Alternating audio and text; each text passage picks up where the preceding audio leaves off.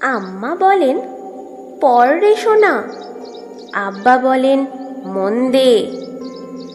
পাঠে আমার মন বসে না কাঁঠাল চাপার গন্ধে। আমার কেবল ইচ্ছে জাগে নদীর কাছে থাকতে, বকুল ডালে লুকিয়ে থেকে পাখির মতো ডাকতে।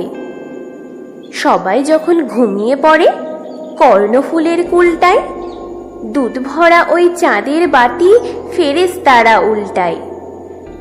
তখন কেবল ভাবতে থাকি কেমন করে উড়ব, কেমন করে শহর ছেড়ে সবুজ গায়ে ঘুরব।